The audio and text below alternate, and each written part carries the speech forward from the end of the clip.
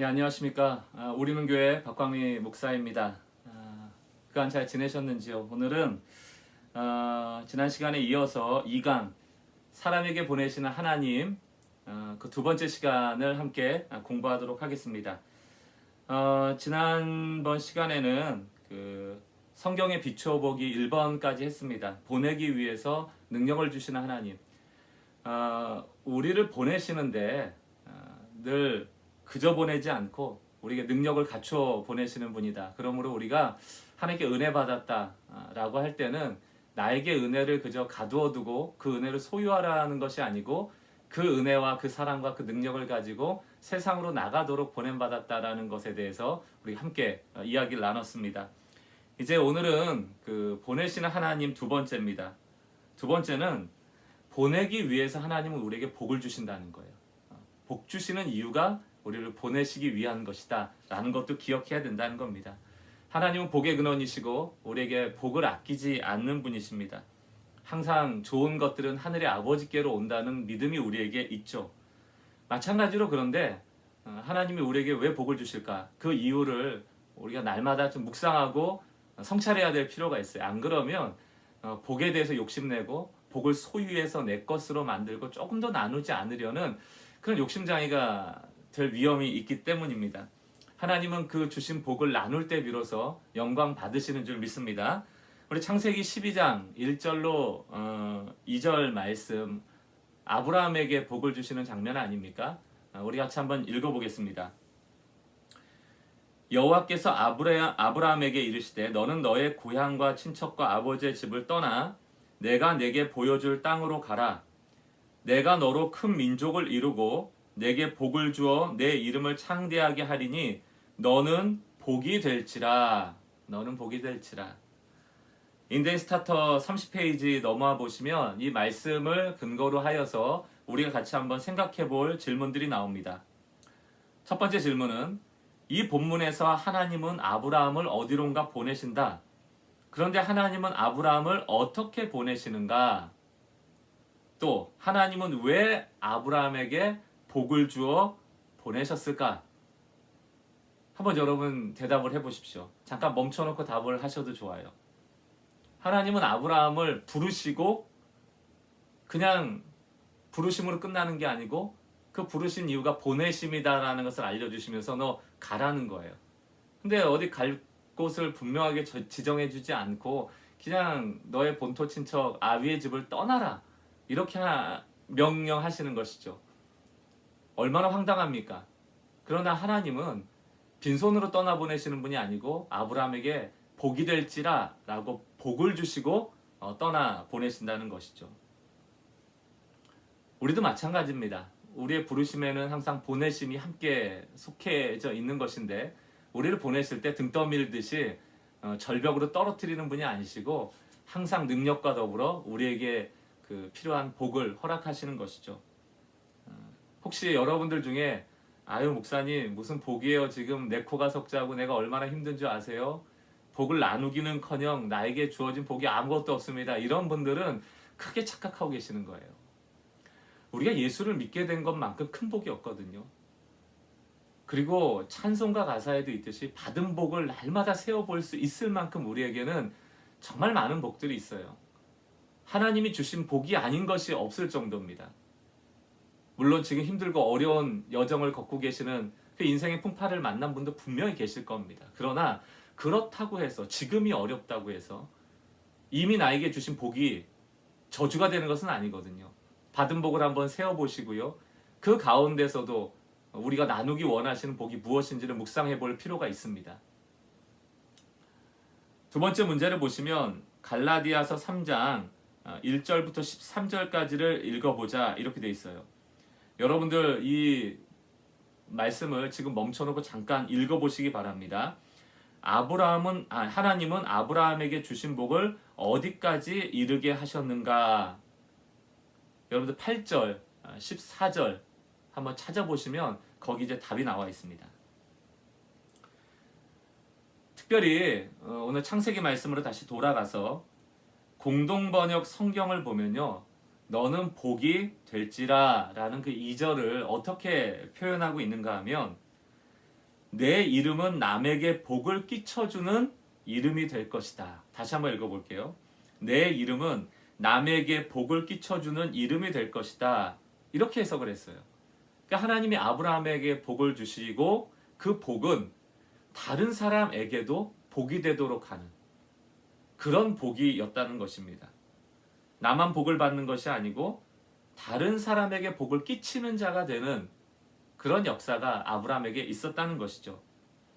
아브람이라는 이름은 그저 한 가정의 아버지라는 뜻입니다. 그러나 아브라함이라는 것은 열국의 아버지가 된다는 뜻이죠. 결국 갈라디아서 말씀도 마찬가지지만 하나님은 아브라함을 통하여서 온 열방이 하나님의 자녀가 되어지고 그 아브라함의 복이 똑같이 주어지기를 꿈꾸고 계셨던 것입니다.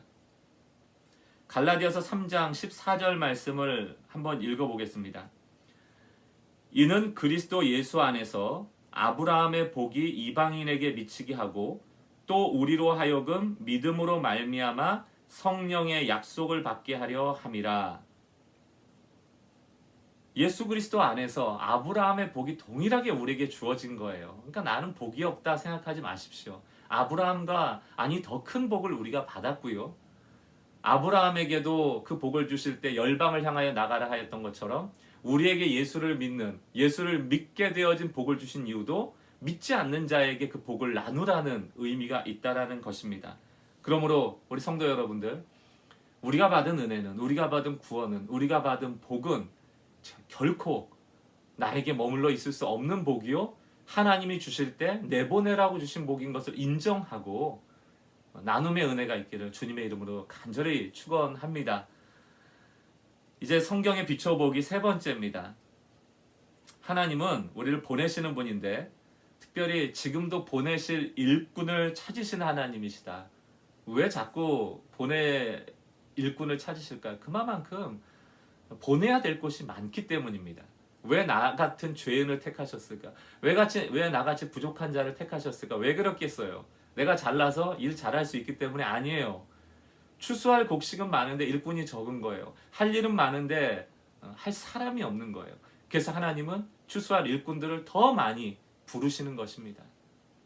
우리를 불러주신 것에 너무 감사하되 우리가 해야 될 역할들이 있음을 기억하셔야 되죠. 누가복음 10장 1절로 3절 말씀, 여러분 성경을 펴시고 또 같이 한번 읽어보면 좋겠습니다.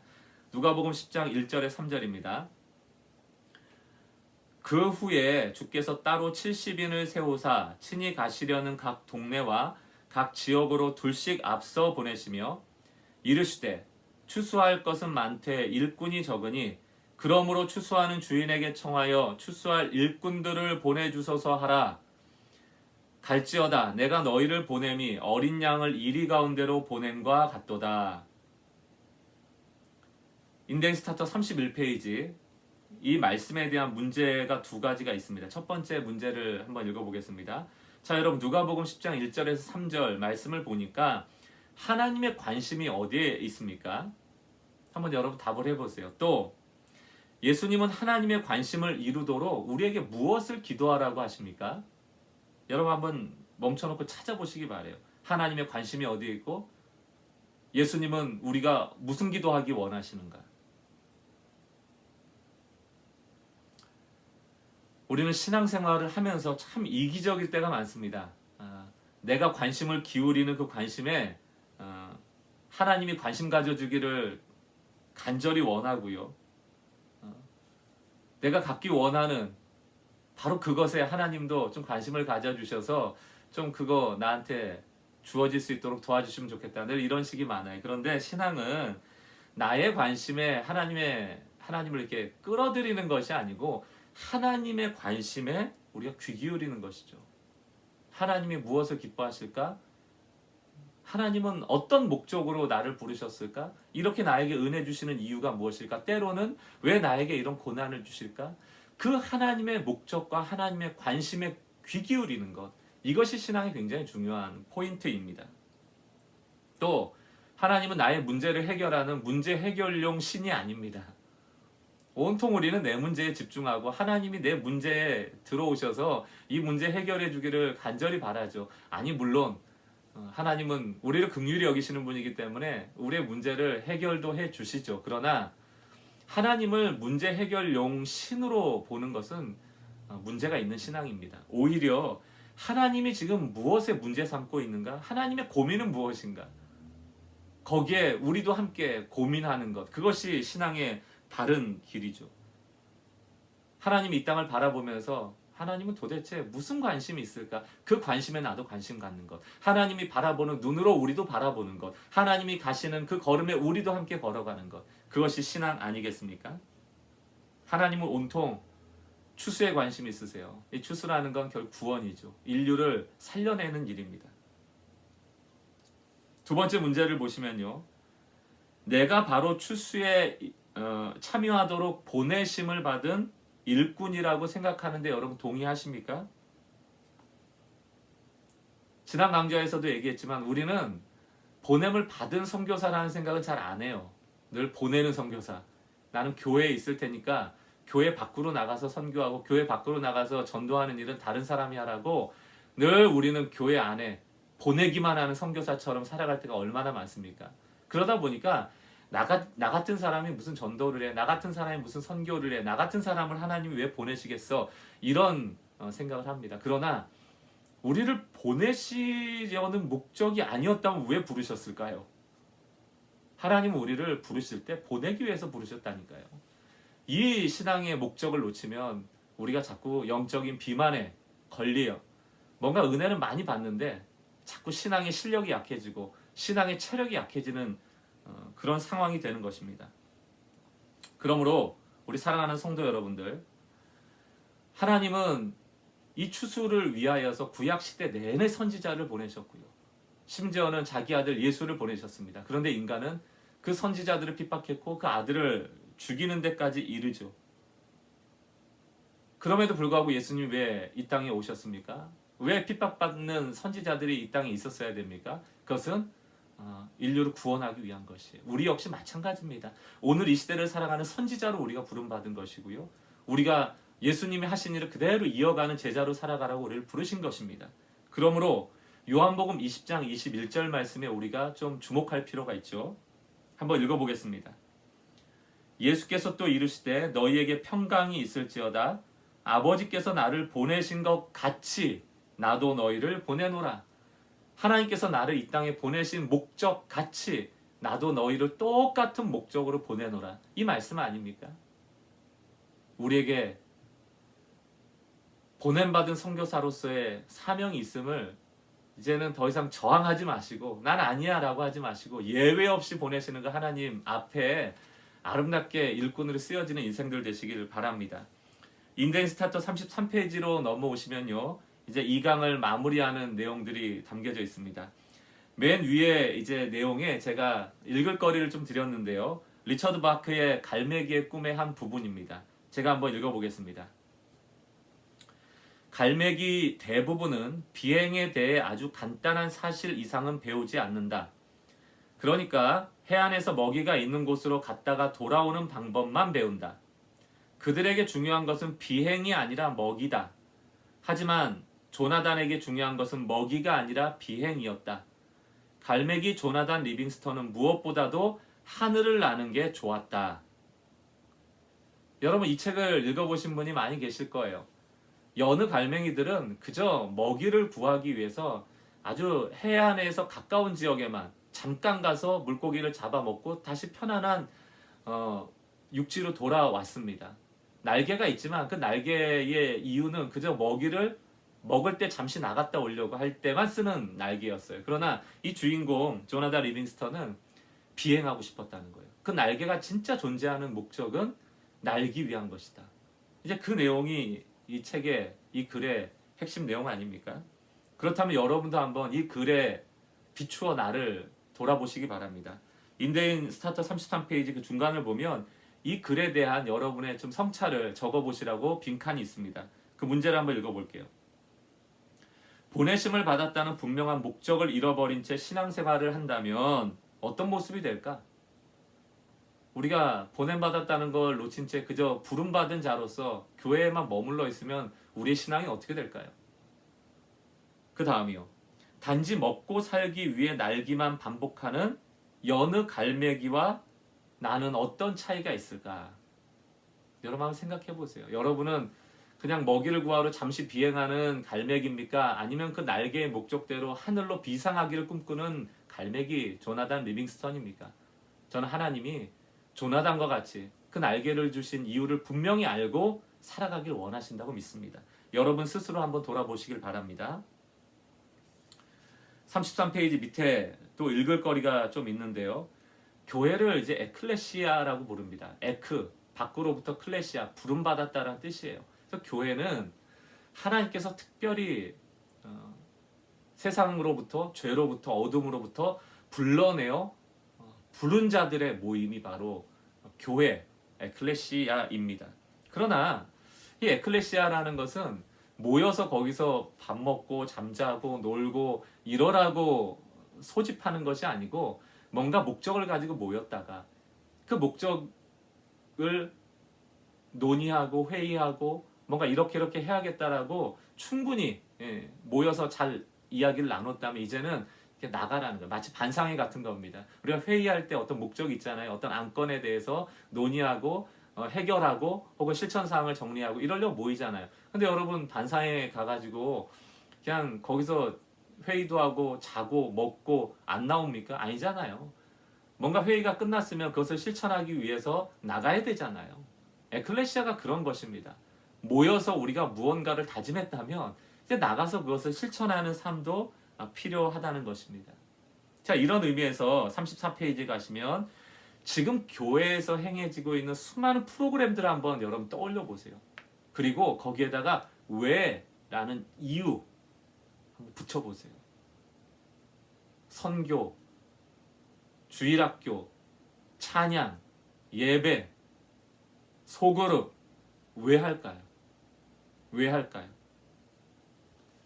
그것이 그저 교회 안에서 종교활동, 교회활동 하는데 최적화되어 있지는 않습니까?